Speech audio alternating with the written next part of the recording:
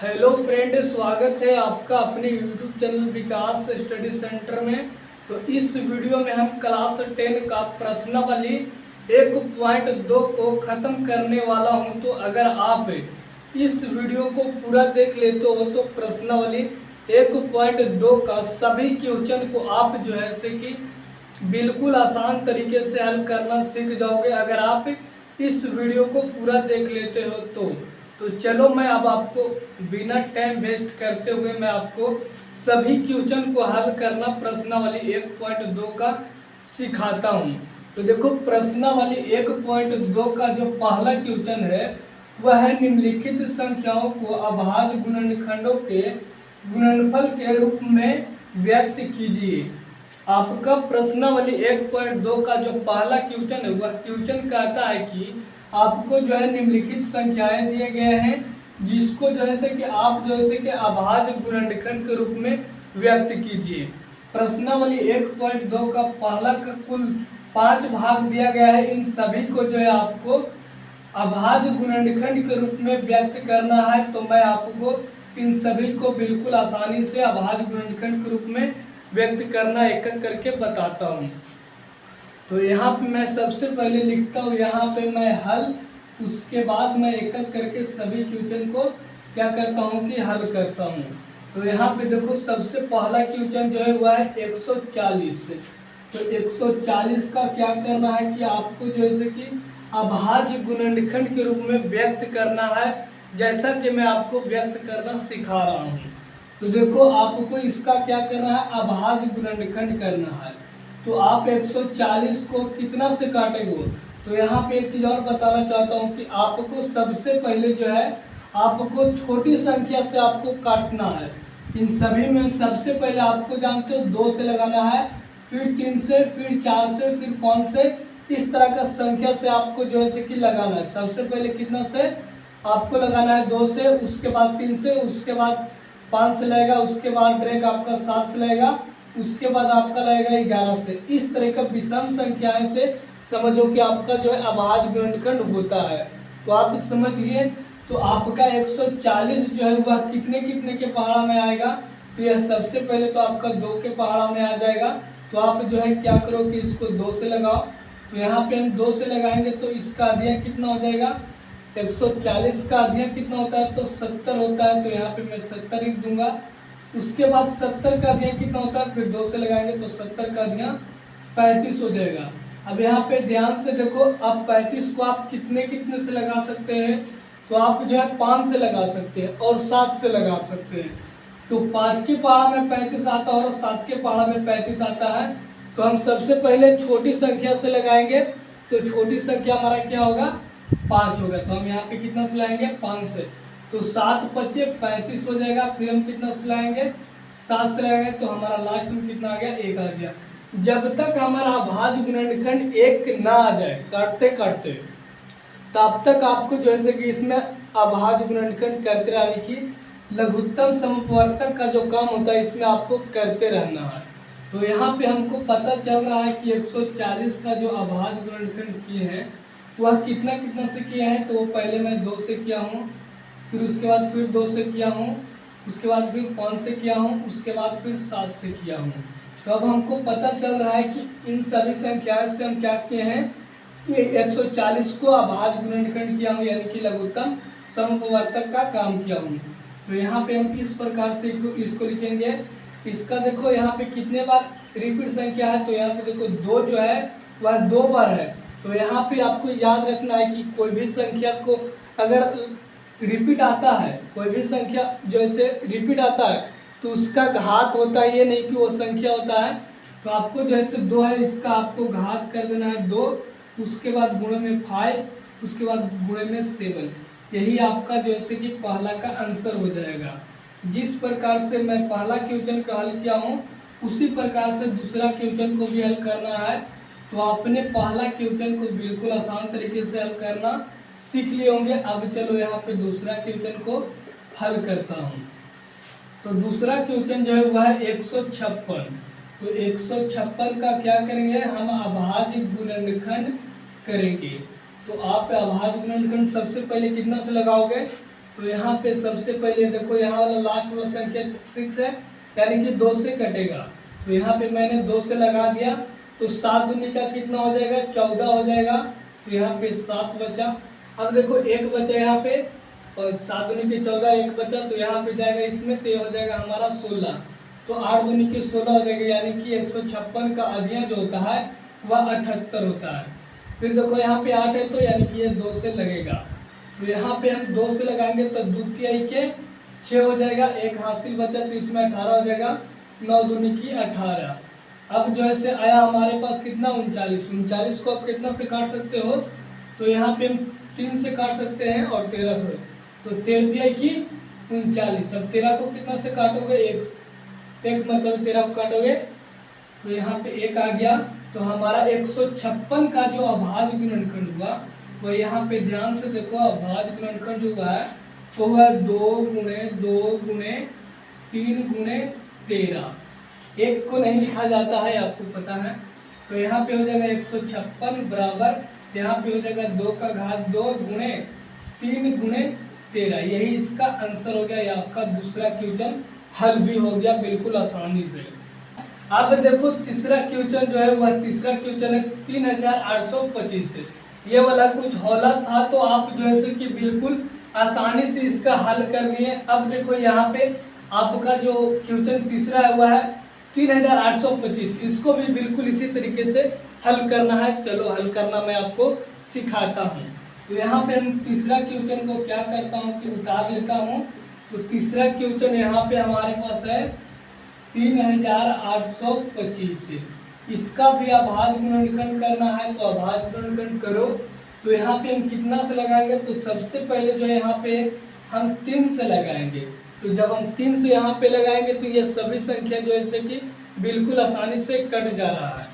तो जब कट रहा है तो 3 से लगा लो, तो 3 से लगाएंगे तो हमारे पास 1 हो जाएगा, 3 एकम 3, 3 दूनी की 6 हो जाएगा। वहाँ पे बचा 8, 6 बचा, 6 यहाँ पे आया तो यहाँ पे बचा 2, तो 2 इसमें जाएगा तो ये 22 हो जाएगा। तो 7 की 21 हो जाएगा। अब बचा मेरे पास 1, तो 1 इसमें जाएगा तो 15 होगा, 5 15 होगा। जब मैंने 3 से लगाया तो यहाँ पे इसका अभाज्य गुणनखंड जो है यानी कि लघुत्तम समअपवर्तक जो आया है वो आया है 1275। अब हम 1275 में क्या करेंगे, लघुत्तम समअपवर्तक करेंगे। तो यहाँ पे देख लो ये जो संख्या है 3 से कट रहा है, तो अभी भी मैं 3 से ही लगाऊंगा। तो 4 तिहाई की कितना हो जाएगा, 12 हो जाएगा, और 25 तिहाई की 75 हो गया। जब मैं 3 से 1275 में क्या किया कि भाग दिया, यानी कि लघुत्तम समअपवर्तक का काम किया, तो यहाँ पे आया 425 हमारे पास आया। अब 425 में जो हम कितना से लगाएंगे, तो अब हम यहाँ पे लगाएंगे 5 से। तो 5 से लगाएंगे तो सभी संख्या हमारा काट जा रहा है, इसीलिए हम 5 से लगाऊंगा। तो देखो 8 बचे कितना हो जाएगा, आपका 40 हो जाएगा। बच्चा यहाँ पे कितना 2, तो इसमें जाएगा तो कितना हो जाएगा, 25 5 25। अब यहाँ पे देखो कितना सब हम यहाँ पे लगाएंगे, तो यहाँ पे भी हम 5 से लगाएंगे। तो 5 से लगाएंगे तो 5 एकम 5, बचा यहाँ पे कितना 3 बचा, तो 3 इसमें जाएगा तो हो जाएगा हमारे पास 35। तो 7 बचे 35, यानी कि 17 बचे 85 होता है। अब हम यहाँ पे कितना से लगाएंगे, तो हम लगाएंगे डायरेक्ट 17 से, तो हमारे पास आ जाएगा कितना, 1 आ जाएगा। तो हमारे पास तीसरा जो क्वेश्चन है 3825 जो है इसका अभाज्य गुणनखंड जो आया है वो आया है 3 गुणे 3 गुणे 5 गुणे 5 गुणे 17। तो यहाँ पे आपको क्या करना है, अभाज्य गुणनखंड के रूप में व्यक्त करना है। तो यहाँ पे 3 का घात 2 हो जाएगा, गुणे 5 का घात 2 हो जाएगा, गुणे यहाँ पे आपका 17 हो जाएगा। यही इसका आंसर भी हो गया आपका। अब चलो मैं क्या करता हूँ कि चौथा क्वेश्चन को हल करना सिखाता हूँ। तो यहाँ पे तो जगह नहीं है, तो मैं इसको क्या करता हूँ कि मिटाता हूँ। आप जो इसका स्क्रीनशॉट लेना चाहते हो तो ले लो। अब चलो मैं ये जो 2 क्वेश्चन बचा हुआ चौथा और पांचवा को हल करना सिखाते हैं। तो यहाँ पे देख सकते हो मैंने क्या किया कि चौथा और पांचवा दोनों क्वेश्चन को यहाँ पे उतार दिया हूँ। अब यहाँ पे क्या करूँगा कि दोनों क्वेश्चन को हल करना सिखाऊंगा। तो यहाँ पे देखो, यहाँ पे चौथा क्वेश्चन जो हुआ है 5005। तो 5005 का क्या करेंगे, लघुत्तम समअपवर्तक का काम करेंगे। तो यहाँ पे हम कितना से लगाएंगे, यहाँ पे हम सबसे पहले लगाएंगे 5 से। तो 5 से जब लगाएंगे तो हमारा एक बार में 5 कट जाएगा, उसके बाद हमारा 0 है तो 0 उतर जाएगा, उसके बाद फिर से 5 है तो एक बार में भी कट जाएगा। अब हम यहाँ पे कितना से लगाएंगे, तो यहाँ पे देखिए 10 है तो हम क्या करेंगे 7 से लगाएंगे। 7 से जब लगाएंगे तो एक बार में क्या होगा, ये हमारा कट जाएगा। तो यहाँ पे 7 से लगाएंगे तो एक बार में कट गया। अब बचा कितना, 3 बचा। यहाँ पे 3 बचा तो 3 इसमें जाएगा तो ये हो जाएगा हमारा 30। तो सच्चों के कितना हो जाएगा 28 हो जाएगा। तो यहाँ पे 4 बार में कितना हो गया 28 हो गया। अब बचा यहाँ पे कितना 2, तो यहाँ पे इसमें जाएगा, एक में जाएगा 2 तो ये हो जाएगा 21। तो 7 21 हो जाएगा, यानी कि हम 7 से 1001 में भाग देता हूँ तो हमारा कितना आया है 143। अब हम यहाँ पे क्या करेंगे कि 11 से लगाएंगे। तो 11 से जब लगाएंगे तो यहाँ पे एक बार में कितना हो जाएगा 11। अब बचेगा कितना, यहाँ पे बच जाएगा हमारे पास 3, तो 3 जो इसमें जाएगा तो यहाँ पे हो जाएगा 33। तो 11 की 33 हो जाएगा। अब हम क्या करेंगे 13 से लगाएंगे तो यहाँ पे हमारे पास 1 आ जाएगा। तो हमारे पास जो है 5005 का जो लघुत्तम समवर्तक आया है वह कितना आया है, 5 आया है, 7 आया है, 11 आया है और 13 आया है। देखो इस पे किसी पे भी घात नहीं चलेगा, तो हमारे पास जो आंसर आया यही हमारा आंसर भी हो जाएगा। इसका भाज्य गुणनखंड भी हो जाएगा 5005 का।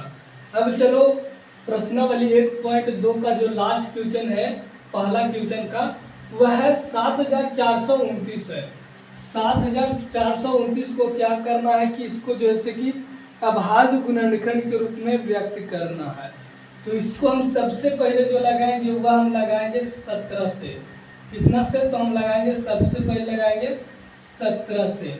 तो हम जब इसमें 17 से लगाएंगे तो ये हमारे पास जो आएगा वह आएगा 437। आप इसमें क्या करो कि लघुत्तम समवर्तक का काम भी कर सकते हो, इतना ही आएगा। अब उसके बाद हम इसमें कितना से लगाएंगे, तो अब हम लगाएंगे यहाँ पे जो है कि 19 से। 437 में जैसे कि अब हम लगाएंगे 19 से, तो 19 से जब हम लगाएंगे तो यहाँ पे हमारे पास आ जाएगा 29। यह क्वेश्चन जो है थोड़ा सा बड़ा था, इसीलिए मैं क्या कर रहा हूँ कि नहीं बता रहा हूँ, डायरेक्ट मैं इसका हल निकाल रहा हूँ। इसका यही हल होगा। 29 से लगाएंगे तो हमारे पास 1 आ जाएगा। तो हमारे पास जो है 7429 का जो अभाज्य गुणनखंड आया है वह आया है 17 × 19 × 29। यही आपका जैसे कि आंसर भी हो गया।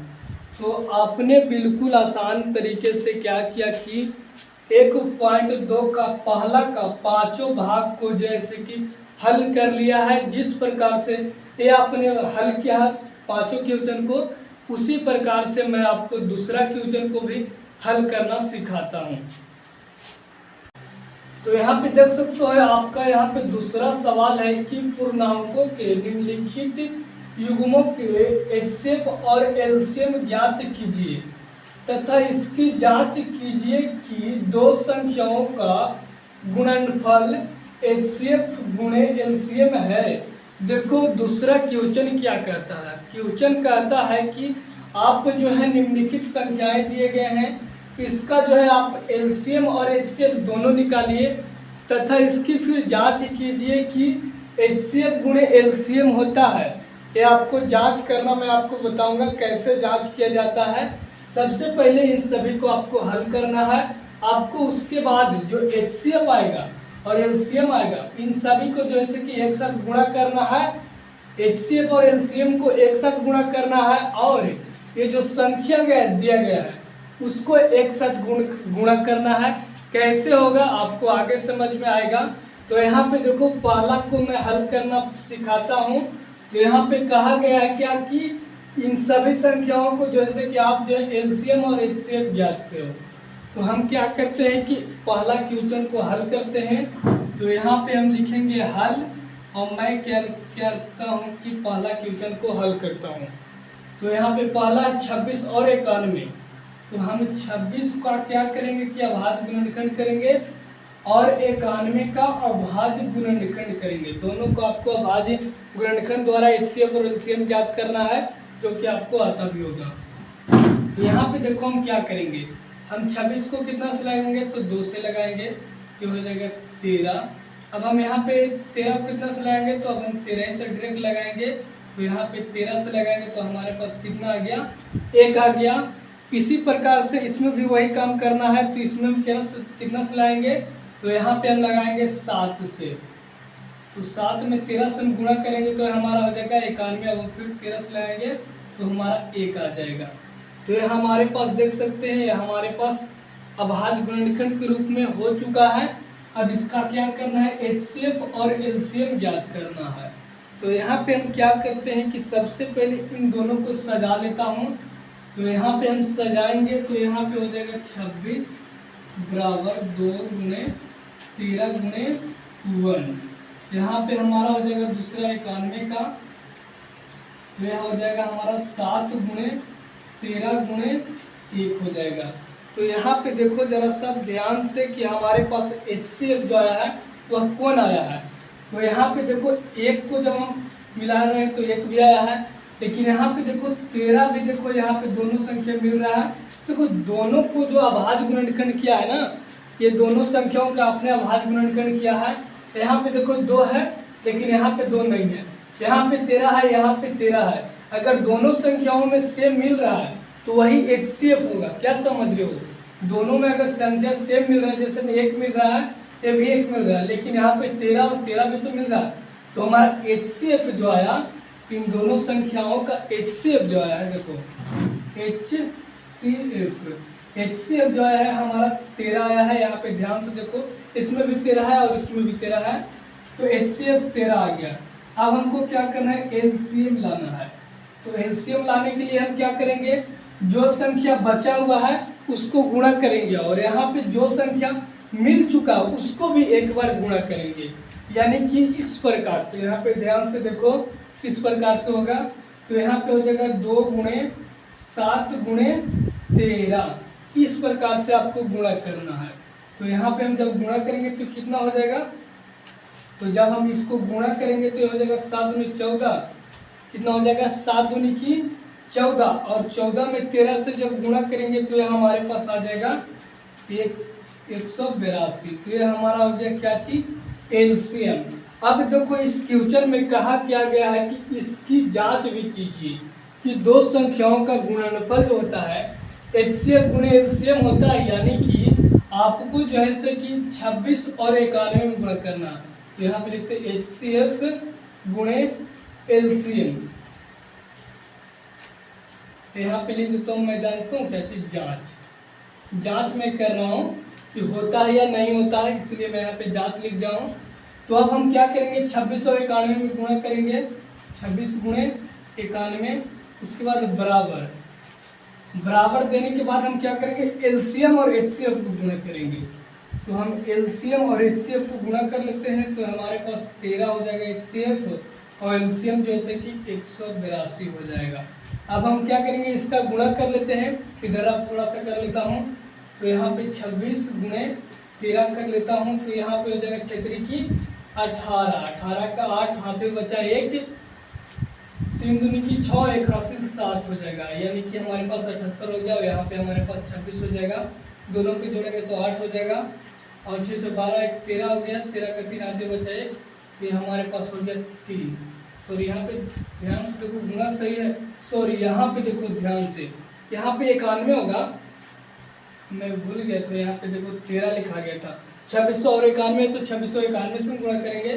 तो यहाँ पे मैं क्या करता हूँ कि इसको मिटाता हूँ और फिर से रफ करता हूँ। तो यहाँ पे हम क्या करेंगे, 91 में 26 से गुणा करेंगे, तो यहाँ पे 6 कम 6 होगा और 9 6 54 हो जाएगा। उसके बाद देखो 2 एकम 2 हो जाएगा और 9 दूनी की 18 हो जाएगा। इन दोनों को जोड़ेंगे तो 6 हो जाएगा, और इन दोनों को जोड़ेंगे तो 6 हो जाएगा, और यहाँ पे 8 और 5 को जोड़ेंगे तो यहाँ हमारे पास हो जाएगा 8 4 12 1 13, 13 के 3 हाथ में बचा 1 और ये हो जाएगा 2, यानी कि 23 66 आया। कितना, 91 और 26 का गुणा करने पे, तो यहाँ पे हो गया 23 66 बराबर। अब हम क्या करेंगे, इन दोनों को गुणा करेंगे और इतना आता है कि ना ये हम देखेंगे। तो यहाँ पे हम 1 8 2 में गुणा करेंगे 13 से, तो 3 दूनी की 6 और 18 के 24, तो 24 के 4 हाथ में बचा 2, 3 और 2 5 हो गया। अब हम क्या करेंगे, इसमें गुणा करेंगे तो 2 एकम 2, 8 एकम 1 8 और 1 एकम 1, तो इन दोनों को गुणा करेंगे जोड़ेंगे तो 6 हो जाएगा, फिर यहाँ पे 6 हो जाएगा। अब इन दोनों को जोड़ेंगे तो हो जाएगा 13 के 3 हाथ में बचा 1, तो 1 हासिल 2 हो गया। हमारे पास देख सकते हो कि इसका भी जो गुणा किए हैं वो आया है कितना 2366, यानी कि 2366 आया है। तो यहाँ पे हमको जांच करने से पता चल रहा है कि एलसीएम गुणे एचसीएफ होता है। तो मैंने यहाँ पे जांच कर भी इसका आंसर बता दिया हूँ। इसी प्रकार से दूसरा तीसरा को भी हल करूँगा। तो मैं क्या करता हूँ कि इसको मिटाता हूँ और फिर उसके बाद दूसरा क्वेश्चन को हल करना सिखाता हूँ। तो हमारे पास दूसरा क्वेश्चन जो है वह है 510 और 92। तो यहाँ पे मैंने लिखा हल, और 510 और 92 का क्या करूँगा, अभाज्य गुणनखंड करेंगे। तो यहाँ पे हो गया हमारे पास 510 और यहाँ पे हो गया हमारे पास 92। इसका क्या करो, अभाज्य गुणनखंड करो। तो हम इसको गुणनखंड करेंगे, अभाज्य गुणनखंड लघुत्तम समवर्तक का काम करेंगे। तो सबसे पहले 2 से लगाएंगे तो हमारे पास हो जाएगा 255। ये हमारे पास हो गया 255। अब हम 255 में कितना से लगाएंगे, तो अब हम 255 में जो है से कि 5 से लगाएंगे। तो जब 5 से लगाएंगे तो 5 25 हो जाएगा, 5 एकम 5 हो जाएगा। अब हमारे पास कितना आ गया, इसका लघुत्तम समवर्तक कितना आया, अभाज्य गुणनखंड 51 आया। अब हम कितना से लगाएंगे 51 में, तो आपको पता है कि हमारा जो 51 जो आता है वह 17 के पहाड़ा में आता है। तो 17 की 51 हो जाएगा। अब हम कितना से लगाएंगे, तो अब हम 3 से लगाएंगे तो 1 आ जाएगा।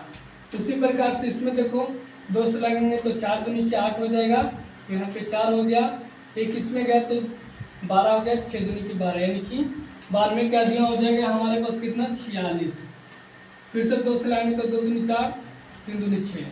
अब हम कितना से लाएंगे 23 से, तो हमारे पास आ जाएगा कितना 1 आ जाएगा। तो हमारे पास यहाँ पे अभाज्य गुणनखंड 510 को जो आया है वो आया है 2 गुणे 5 गुणे 17 गुणे यहाँ पे 3 आया है।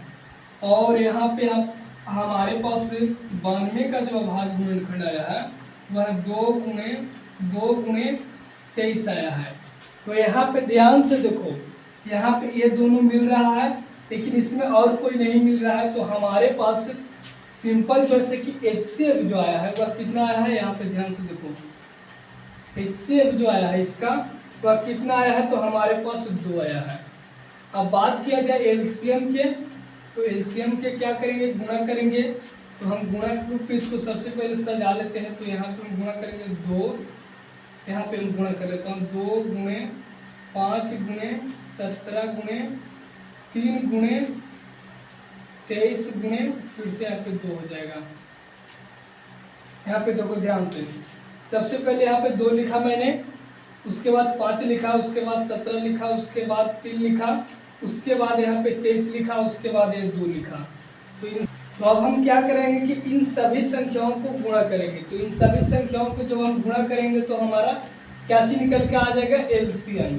तो इन सभी संख्याओं के आप जब गुणा करेंगे तो यहाँ पे आ जाएगा 23 46 0। ये आपका आ गया क्या चीज, एलसीएम 23 46 0। अब इसका आप जांच करना चाहोगे तो इसका आप जांच कर सकते हो, जिस प्रकार से मैंने पहला क्वेश्चन को किया हूँ।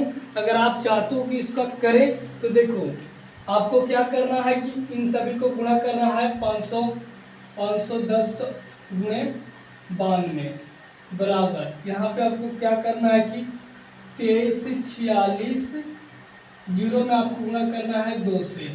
तो इन दोनों को जब आप गुणा करोगे तो ये आपका आ जाएगा 46 92 0 आ जाएगा। कितना आ जाएगा, तो 46 92 0 आ जाएगा बराबर, यहाँ पे भी इसको गुणा करोगे तो आपका आ जाएगा 46 आएगा और 92 0 आ जाएगा।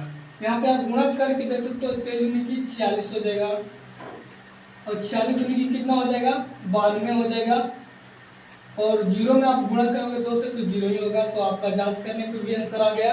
तो आपने दूसरा क्वेश्चन को भी आपने हल कर लिया है। अब चलो मैं तीसरा क्वेश्चन को हल करना सिखाता हूँ, जो कि दूसरा का सबसे लास्ट क्वेश्चन है। तो अब मैं यहाँ पे हल करने वाला हूँ तीसरा क्वेश्चन, जो कि है हमारा 336 और यहाँ पे हमारा 54 है। तो इसका सबसे पहले क्या करेंगे, अभाज्य गुणनखंड करेंगे। इसको अभाज्य गुणनखंड के रूप में व्यक्त करेंगे। तो हम इसमें कितना से लगाएंगे, तो हम 3 से लगाएंगे। तो 3 एकम 3, 3 एकम 3, 3 दूनी की 6। हमारे पास आ गया कितना, 336 का हमारे पास अभाज्य गुणनखंड 3 से लगाए तो आ गया हमारे पास 112। अब 112 में क्या करेंगे, 2 से लगाएंगे तो 5 दूनी की 10 हो जाएगा। एक इसमें जाएगा तो 12 यानी कि 56 हो जाएगा। अब हम 2 से फिर से लगाएंगे तो 2 दूनी की 4 हो जाएगा। उसके बाद एक हाथ से जाएगा, इसमें जाएगा तो 28 दूनी की 56 होता भी है, 28 हो जाएगा। 2 से लगाएंगे तो 14 हो जाएगा। फिर से 2 से लगाऊंगा तो यहाँ पे 7 हो जाएगा। अब ये नहीं लगेगा, लास्ट ये 7 तक आएगा। अब इसका क्या करेंगे, 2 से लगाएंगे तो 2 से लगाएंगे तो 2 दूनी की 4, एक आया इसमें 27 हो जाएगा। अब यह कितना से लाएगा, तो 3 से लगेगा, 9 के 27 3 से लगेगा। तो यहाँ पे हमारे पास 9 के 27 9 हो जाएगा। फिर से हम 3 से लगाएंगे तो 3 आ जाएगा। अब यही हमारा लास्ट 3 तक ही लगेगा, इससे नीचे में हमारा 1 आएगा, क्या आपको पता है। तो अब जो है से कि हमारे पास आया है कितना का, 336 का जो अभाज्य गुणनखंड आया है वो है 3 गुणे 2 गुणे 2 गुणे 2 गुणे, देखो 3 गुणे 2 गुणे 2 गुणे, उसके बाद फिर से 2 गुणे, फिर से 2 गुणे, उसके बाद फिर से 7 है। ये हमारा अभाज्य गुणनखंड 336 का है। उसी प्रकार से सेम है हमारा 54 का। तो 54 का अभाज्य गुणनखंड आया है 2 3 और यहाँ पे फिर से 3 और फिर से यहाँ पे 3 है। तो यहाँ पे देखो ध्यान से HCF कितना आएगा, यहाँ पे HCF जो है से कि हमारा जो मिलेगा वो आएगा। तो यहाँ पे ध्यान से देखो, यहाँ पे मिलाओ, यहाँ पे 3 है, यहाँ पे भी 3 है। उसके बाद देखो यहाँ पे 2 है, यहाँ पे भी 2 है। उसके बाद देखो फिर से यहाँ पे हमारे पास कोई भी संख्या नहीं है। तो यानी कि हमारे पास HCF जो आएगा वह कितना आएगा, 3 दूनी की 6। HCF हमारा 6 ही आएगा। आप देखो यहाँ पे 3 एकम 3 और 3 दूनी की 6, तो HCF तो हमारा 6 हो गया। अब बात करता हूँ LCM का। तो LCM क्या आएगा, देखो A और A और A और A का तो काम खत्म हो गया। अब इसमें गुणा करेंगे तो किस किस से, इससे इससे इससे, तो इसमें हम गुणा करते हैं। 7 दूनी की 14, 14 दूनी 28, 28 दूनी की 56 और 56 में फिर 2 से करेंगे तो ये हमारे पास हो जाएगा 112। 112 में हम क्या करेंगे कि 3 से गुणा करेंगे। 112 में जब हम 3 से गुणा करेंगे तो ये हमारे पास जो है से कि हो जाएगा कितना, इन सभी को जब हम गुणा करेंगे ना, इन सभी को 112 में हम 3 से करेंगे गुणा, फिर उसके बाद फिर 3 से करेंगे, फिर 3 से करेंगे, तो इसका टोटली जो आंसर आएगा वो आएगा 30 24। तो हमारे पास HCF और LCM दोनों तो निकल चुका है। अब क्या करना है, इसका जांच करना है। तो यहाँ पे 6 गुणे 30 24 कर देंगे, बराबर दे देंगे। उसके बाद हम क्या करेंगे, 336 गुणे 54 करेंगे। तो इन दोनों को आपको गुणा करना है और इन दोनों में आपको गुणा करना है। ओके, तो इन दोनों को जब हम गुणा करेंगे तो हमारे पास तो कितना हो जाएगा, इसको जब गुणा करेंगे तो हो जाएगा हमारे पास 18 14 4। इसका गुणा करने पे आ रहा है और इन दोनों को भी आप गुणा करोगे तो ये भी आएगा 18 14 4 ही आएगा। ये आपका जांच करने पे आंसर आ चुका है। तो आपने भी दूसरा क्वेश्चन को बिल्कुल आसान तरीके से हल कर लिए। अब चलो मैं 1.2 का तीसरा क्वेश्चन को हल करना सिखाता हूँ। तो यहाँ पे अब देखो तीसरा नंबर सवाल। तो तीसरा नंबर सवाल कहता है कि अभाज्य गुणनखंड विधि द्वारा निम्नलिखित पूर्णांकों के HCF और LCM ज्ञात कीजिए। आपको क्या करना है कि इन सभी पूर्णांकों को जो है से कि अभाज्य गुणनखंड विधि द्वारा क्या करना है, LCM और HCF ज्ञात करना है। जिस प्रकार से आपने दूसरा क्वेश्चन का LCM और HCF ज्ञात किया था, उसी प्रकार से इसका भी HCF और LCM ज्ञात करना है। तो चलो मैं अब एक एक करके क्या चीज करता हूँ कि इन तीनों क्वेश्चन को हल करना मैं आपको बताता हूँ। तो हम आप यहाँ पे लिखता हूँ क्या चीज हल, और क्या करेंगे कि हम सबसे पहला क्वेश्चन को यहाँ पे हल करेंगे। तो पहला क्वेश्चन है हमारा 12 और उसके बाद है हमारा 15, उसके बाद है हमारा 21। इन तीनों का क्या करो, अभाज्य गुणनखंड करो। तो देखो एक चीज़ और मैं आपको बताना चाहता हूँ, जिस प्रकार से आपने दूसरा क्वेश्चन का अभाज्य गुणनखंड किया था, जिसमें इसमें संख्या और इसमें संख्या मिल रहा था, जो संख्या दोनों में मिल रहा था वही उसका HCF हो रहा था, उसी प्रकार से इसमें भी है आपका तीनों में जो संख्या मिलता है वही इसका HCF होगा। आप समझिए, कोई डाउट नहीं हो, कोई दिक्कत भी नहीं होगा। तो आप क्या करता हूँ कि इसका अभाज्य गुणनखंड करता हूँ, लघुत्तम समवर्तक का काम करता हूँ। तो यहाँ पे हम लगाएंगे 2 से, तो 2 से लगाएंगे तो यहाँ पे 6 हो जाएगा। फिर मैं यहाँ पे लगाऊंगा 2 से, तो यहाँ पे हमारा 3 हो जाएगा। अब नहीं लगेगा यहाँ पे, तो यहाँ पे हम लगेंगे 3 से, तो 3 × 5 = 15, अब यहाँ पे नहीं लगेगा। यहाँ पे हम लगेंगे 3 से, तो 7 × 1 = 21 हो जाएगा। तो हमारा देखो HCF जो आएगा यहाँ पे वह कितना आएगा, तो हमारे पास HCF जो तीनों में मिलेगा वही होता है। तो यहाँ पे 2 जो है से तीनों में नहीं मिल रहा है, लेकिन 3 जो है से कि तीनों में मिल रहा है। तो HCF तो हमको पता चल गया कि कितना हुआ, 3 हुआ। HCF इसका 3 हो गया। अब बात करते हैं LCM की। LCM जो है से कि देखो यहाँ पे हम क्या करेंगे, इन सभी को गुणा करेंगे। तो 2 दूनी की 4 हो गया। उसके बाद देखो 4 × 5 = 20 होगा और 20 × 3 की 60 हो जाएगा। 3 में गुणा करेंगे तो 20 × 3 = 60 और 7 × 6 के 42, यानी कि इसका LCM जो आएगा वह 420 आ जाएगा। इसका आंसर यही हो गया आपका पहला क्वेश्चन का। तो यहाँ पे देखो अब मैं दूसरा क्वेश्चन को हल करने वाला हूँ। तो देखो दूसरा क्वेश्चन हुआ है 17, 23 और 29। तो यहाँ पे देखो इसका आंसर जो है यहीं पे है। 17 कितने के पहाड़ा में आता है, 1 और 17 के पहाड़ा में। 23 भी 1 और 17 के पहाड़ा में आता है। 29 भी 1 और 29 के पहाड़ा में आता है। तो इसका जो दूसरा क्वेश्चन का जो आंसर है वह यही हो जाएगा जो आपका दिया गया है, यही इसका आंसर भी है। ओके, अब देखो यहाँ पे तीसरा क्वेश्चन जो है वह है 8, 9 और यहाँ पे 25। इसका क्या करो, अभाज्य गुणनखंड कर लो। तो यहाँ पे हम 2 से लाएंगे तो 4 हो जाएगा। फिर मैं 2 से लगाऊंगा तो 2 हो जाएगा। 3 से लगाएंगे तो यहाँ पे 3 हो जाएगा। 5 से लगाएंगे तो यहाँ पे हमारे पास कितना हो जाएगा, यहाँ पे 5 हो जाएगा।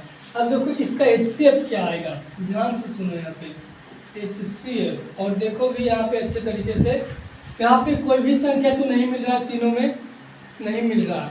तो यहाँ पे हमारे पास जो है से लास्ट में तो 1 आएगा ना, तीनों का जो है कि 1 आएगा। तो HCF कितना आएगा, 1 आ जाएगा। LCM की बात करते हैं। तो LCM के लिए इन सभी को गुणा कर दो। तो 2 दूनी 4, 4 दूनी 8 है, 8 के 24 और 24 में 3 से गुणा करते हैं। तो 24 को जब 3 से गुणा करेंगे, यहाँ पे देखो 24 को मैंने 3 से गुणा किया, क्या हो जाएगा, 4 × 12 का 2 हाथ में बचा 1, 3 दूनी 6, 1 7, यानी कि 72 हो गया। 72 में क्या करोगे, 25 को गुणा कर दो, 72 × 25, इसका जो है LCM निकल कर आ जाएगा। तो यहाँ पे देखो चौथा नंबर सवाल कहता है कि HCF 306, 657 का 9 दिया है, LCM 306, 657 का ज्ञात करें। देखो चौथा नंबर सवाल में कहा जाता है आपसे कि 306, 657 जो है इसका जो है कि HCF जो दे रखा है वह यहाँ पे 9 दे रखा है।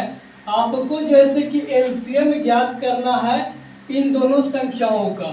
तो हमको पता है कि HCF जो दे रखा है, क्या चीज, HCF जो दे रखा है वह दे रखा है 9। तो हमको LCM निकालने का एक फॉर्मूला होता है।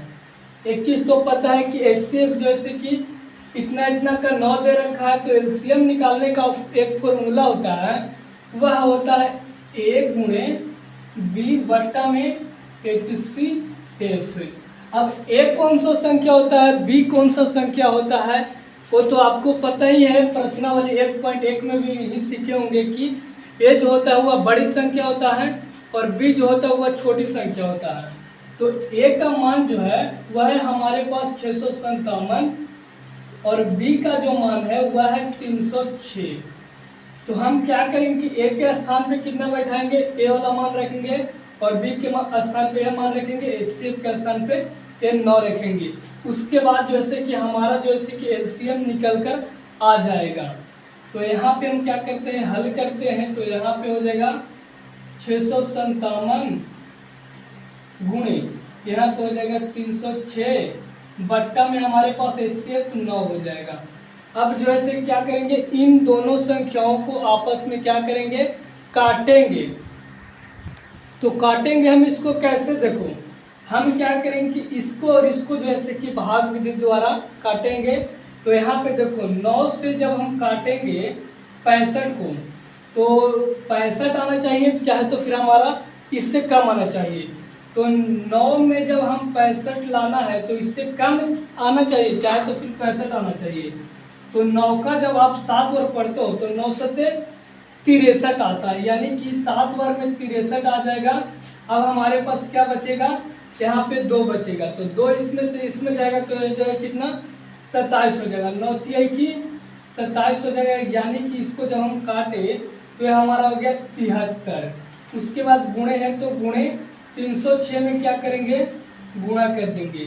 तो इन दोनों को जब आपस में आप गुणा करोगे तो ये हो जाएगा आपका 22,338 आ जाएगा। यही इसका जो है कि चौथा क्वेश्चन का आंसर होगा, जो कि यहाँ पे आपको 22,338 दिख रहा है। तो आपने चौथा क्वेश्चन को बिल्कुल आसान तरीके से हल कर लिया होगा, क्योंकि यह क्वेश्चन एक छोटा था और आसान हल भी था। केवल आपको इसमें एलसीएम का फॉर्मूला याद होना चाहिए, ए गुणे बी या फिर बड़ी संख्या गुणे छोटी संख्या बटा में एचसीएफ, यही मेन है। अगर आप इसको याद करते हो तो आप किसी भी संख्या का एचसीएफ दे रहता है तो आप एलसीएम निकाल लोगे। तो चलो अब मैं क्या करता हूँ कि 5वां क्वेश्चन को जो है कि हल करते हैं। तो यहाँ पे देखो 5वां नंबर जो सवाल है वह है, जांच कीजिए कि क्या किसी प्राकृत संख्या n के लिए संख्या 6n अंक 0 पर समाप्त हो सकती है।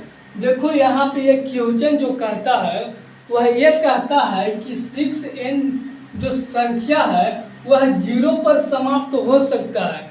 देखो कोई भी संख्या हो वह 0 पर समाप्त जब भी होता है जब उसका गुणा जो होता है इस रूप का होता है, यानी 2 गुणे 5 के रूप का होता है।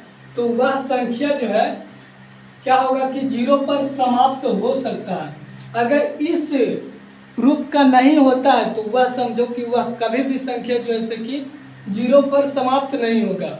जैसे कि यहाँ पे हम कैसे पता करेंगे, तो यहाँ पे हमारे पास 6 जो संख्या है इसका क्या करेंगे कि अभाज्य गुणनखंड करेंगे। अगर ये संख्या का अभाज्य गुणनखंड इस रूप का आता है तो इसका जो है 0 पर समाप्ति हो सकता है। अगर इस रूप के नहीं आता है तो उसका 0 पर समाप्ति नहीं होगा। तो जैसे में यहाँ पे देखो 2 है तो 2, सॉरी यहाँ पे 6 है तो 6 का अभाज्य गुणनखंड करेंगे तो 3 दूनी 6 आएगा। अब यहाँ पे हम फिर 3 से लगाएंगे तो 1 आ जाएगा। तो हमारे पास 6 का जो अभाज्य गुणनखंड आया है वह आया है 2 गुणे 3, जो कि हमारा 0 पर समाप्त वही संख्या होता है जिसका गुणनफल जो है 2 गुणे 5 होता है, जिसका अभाज्य गुणनखंड 2 गुणा 5 होगा। जैसे में 10 देखो, इसका जब अभाज्य गुणनखंड करोगे तो 2 से यहाँ पे 5 आ जाएगा, तो इसका अभाज्य गुणनखंड 2 गुणे 5 हो गया। तो ये जो संख्या 10 है ये 0 पर समाप्त हो सकता है, लेकिन हमारे पास ये 6 जो संख्या है यह 0 पर समाप्ति नहीं होगा, क्योंकि इसका देखो अभाज्य गुणनखंड इस रूप का नहीं है। तो इसका हम लिख सकते हैं कि अतः, लिख सकता हूँ अतः यह 6n 0 पर कभी भी समाप्त नहीं हो सकती है। जो संख्या इस रूप का आता है वह संख्या 0 पर समाप्त हो सकता है, लेकिन जो संख्या इस तरह का आता है वह संख्या 0 पर समाप्ति कभी भी नहीं हो सकता है। तो आपने पांचवा क्वेश्चन को बिल्कुल आसान तरीके से हल कर लिया, जो कि बिल्कुल आसान भी था। इसमें आपको ये चीज़ याद रखना है, कोई भी अगर पूछे कि कोई भी संख्या को 0 पर समाप्ति होने के लिए किस रूप के होना चाहिए, तो आप बताएंगे कि कोई भी संख्या 0 पर समाप्त होगा वह 2 गुणे 5 के रूप के होगा, 2 गुणे 5 के रूप के होगा, तो ही वह संख्या 0 पे समाप्त होगा, अर्थात तो वह नहीं होगा, इस रूप का नहीं होगा। तो अब मैं चलो छठा क्वेश्चन को क्या करता हूँ कि हल करते हैं। तो यहाँ पे देखो छठा नंबर सवाल कहता है कि व्याख्या कीजिए कि 7 गुणे 11 गुणे 13 प्लस 13 और 7 गुणे 6 गुणे 5 गुणे 4 गुणे 3 गुणे 2 गुणे 1 प्लस 5 पे भाज्य संख्या क्यों है। देखो छठा क्वेश्चन का कहने का मतलब है कि ये जो संख्या आपको दिया गया है, ये जो संख्या है वह भाज्य संख्या जो है क्यों है, ये इसमें बताना है। तो हमारे पास देखो ये संख्या दिया गया है और ये भाज्य संख्या क्यों है, ये आपको बताना है। तो सबसे पहले मैं आपको बता देता हूँ कि भाज्य संख्या वही संख्या कहलाता है जिसका गुणनफल जो है 1 से अधिक होता है। जो संख्या का गुणनफल जो है से कि 1 से अधिक होगा वह संख्या भाज्य संख्या कहलाता है। तो यहाँ पे देखो हमारे पास पहला जो है वह देखो यहाँ पे ध्यान से, पहला जो हमारे पास संख्या है वह है 7 गुणे 11 गुणे 13 प्लस 13। चलो इसको हल कर लेता हूँ। तो यहाँ पे देखो ये कितना है 13, इसमें 2 बार है, तो हम 13 को क्या करेंगे कॉमन लेंगे, तो बचेगा 7 गुणे 11 प्लस में हमारे पास 1 बचेगा, ये हमारे पास 1 बचा। अब यहाँ पे ध्यान से देखो 13, उसके बाद इंटू, अब इन दोनों को गुणा करेंगे तो कितना हो जाएगा, इन दोनों को गुणा करेंगे तो 11 77 हो जाएगा, प्लस में 1 हो जाएगा। ओके, अब देखो हम क्या करेंगे 13 गुणे, इन दोनों को जोड़ेंगे तो कितना होगा 78 हो जाएगा। इन दोनों के जब हम क्या करेंगे गुणा करेंगे, इन दोनों को गुणा करेंगे, या फिर यहीं पे देखो इन सभी में जब हम यहाँ पे हल किया तो पर भी यहाँ पे हमारे पास कितना आया गुणा के रूप में 13 आया और यहाँ पे 78 आया, जो कि यहाँ पे गुणा में 1 भी होगा। तो यहाँ पे देख रहा हूँ कि हमारे पास जो है इसका जो गुणनफल जो है, जो हमारे पास 13 है 78 है और 1 है, इसका आप अभाज्य गुणनखंड करोगे तो आप ये छोटा हो जाएगा। तो यहाँ पास हमारे पास 13 आ गया, इसका अभाज्य गुणनखंड करोगे तो छोटा हो जाएगा, तो इससे कम होगा। और प्लस में इसके साथ गुणा में जो है कि हमेशा जो है कि 1 रहेगा, यानी कि हम 2 में गुणा करते हैं 2 से और गुणा करते हैं 1 से, तो ये हमारे पास कितना हो जाएगा 2 दूनी 4 और 4 एकम 4 इसका आंसर हो रहा है। अगर हम 4 गुणे 1 करते हैं तो ये हमारे पास 4 ही आंसर आ रहा है, इस रूप का है, इसीलिए हमारे पास ये संख्या जो है भाज्य संख्या है।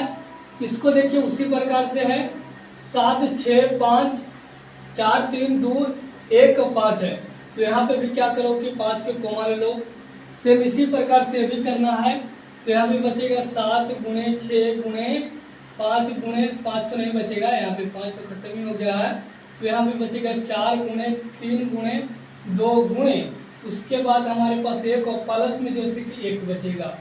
अब देखो इन सभी को आप गुणा करते हो, यहाँ पे 5 हो गया गुणे, इन सभी को जब आप गुणा करोगे तो यह हमारे पास आ जाएगा 1008 आ जाएगा और प्लस में 1, तो इन सभी को जब हम जोड़ेंगे तो कितना हो जाएगा 1009 हो जाएगा, जो कि इसके गुणा में 1 छुपा हुआ भी है। तो हम यहाँ पे लिख सकते हैं कि भाज्य संख्या इस लिए है क्यों कि इसका अभाज्य गुणनखंड 1 से अधिक है, इसलिए हम इसको अभाज्य भाज्य संख्या कह सकता हूँ, क्योंकि इसका गुणनखंड जो हो रहा है इसका 1 से अधिक हो रहा है, इसीलिए यह जो संख्या है वह भाज्य संख्या है, यही आपका इसका थोड़ा सा ये एग्जाम्पल में लिख देना है, यही इसका आंसर हो गया। अब मैं क्या करूँगा, 7वां क्वेश्चन को हल करना आपको सिखाऊंगा। तो अब हम यहाँ पे हल करने वाला हूँ जो वह है 7वां क्वेश्चन 1.2 का और सबसे लास्ट क्वेश्चन है। तो देखो 7वां क्वेश्चन आपको पट्टी पे शो हो रहा है। 7वां क्वेश्चन कहता है किसी खेल के मैदान के चारों ओर एक वृत्ताकार पथ है। इस मैदान का एक चक्कर लगाने में सोनिया को 18 मिनट लगते हैं, जबकि इसी मैदान का एक चक्कर लगाने में रवि को 12 मिनट लगते हैं। मान लीजिए वे दोनों एक ही स्थान और एक ही समय पर चलता है प्रारंभ करके एक ही दिशा में चलते हैं। कितने समय बाद वे पुनः प्रारंभिक स्थान पर मिलेंगे। देखो इस क्वेश्चन में क्या कहता है, इस क्वेश्चन में कहा गया है कि किसी खेल का एक मैदान है। तो देखो हमारे पास यह एक मैदान है और इसमें कहता है कि चारों ओर एक वृत्ताकार पथ है। तो यहाँ पे देख सकते हो यह वृत्त के आकार का भी है, वृत्त का आकार के है। देखो यहाँ पे इस मैदान में एक चक्कर लगाने में सोनिया को, देखो सोनिया यहाँ पे लिखा गया, सोनिया को जो है से कि एक चक्कर लगाने में 18 मिनट लगते हैं, जो कि रवि को जो है से कि एक चक्कर लगाने में जो है से कि 12 मिनट लगते हैं। तो इसमें यह बताना है कि ये जो यहाँ पे मान लो कि एक स्थान है, यहाँ से जो है से कि सोनिया और रवि दोनों ने चला और इस स्थान पे कितने समय पे मिला है, यही इस क्वेश्चन में बताना है कि ये जो सोनिया और रवि जो है से कि एक स्थान पे मिलेंगे वह कितने समय के बाद जो है कि यहाँ पे एक स्थान पे मिलेंगे। तो इसके लिए हम क्या करेंगे, इसका अभाज्य गुणनखंड करेंगे और अभाज्य गुणनखंड करने के बाद हम इसका एलसीएम निकालेंगे। तो ऑटोमेटिक पता चल जाएगा कि ये जो है सोनिया जो है और रवि जो है एक स्थान पे जो है कितने समय पे मिलेंगे। तो हम क्या करते हैं कि 18 का अभाज्य गुणनखंड करते हैं और 12 का अभाज्य गुणनखंड करते हैं। तो 2 से लगाएंगे तो 9, 3 से लगाएंगे तो 3, 2 से लगाएंगे तो 6, 2 से लगाएंगे तो यहाँ पे हो जाएगा हमारे पास 3। तो हमारे पास HCF जो आया है वह कितना आ जाएगा, हमारे पास 3 दूनी की 6 आ जाएगा। ये मिला, ये मिला, ये मिला और ये मिला। अब हमको क्या करना है, एलसीएम निकालना है। जैसे हम एलसीएम निकालेंगे ऑटोमेटिक हमको पता चल जाएगा कि ये जो है एक स्थान पे कितने समय पे मिल सकते हैं। तो हम क्या करेंगे, इन दोनों में गुणा करेंगे तो ये हमारे पास हो जाएगा 3 दूनी की 6 और 6 दूनी की 12 और बढ़ते की 36, यानी कि हमारा एलसीएम जो हो जाएगा 36 हो जाएगा। और यह मिलेगा भी तो कितने समय पे, 36 मिनट के समय पे यह जो है कि एक ही स्थान पे मिल जाएगा। तो आशा करता हूं कि आपने प्रश्नावली 1.2 का सभी क्वेश्चन को आप जो है कि बिल्कुल आसान तरीके से हल करना सीख लिए होंगे। तो ये वीडियो आपको बढ़िया लगा होगा तो आप क्या करो, एक वीडियो को लाइक कर दो और आप इस चैनल में पहली बार आए हो तो चैनल को सब्सक्राइब करके बेल आइकन को ऑल कर लो, ताकि आने वाली वीडियो का नोटिफिकेशन आपको जैसे कि मिलते रहें। मिलते हैं अगली वीडियो में, तब तक के लिए जय हिंद एंड जय भारत।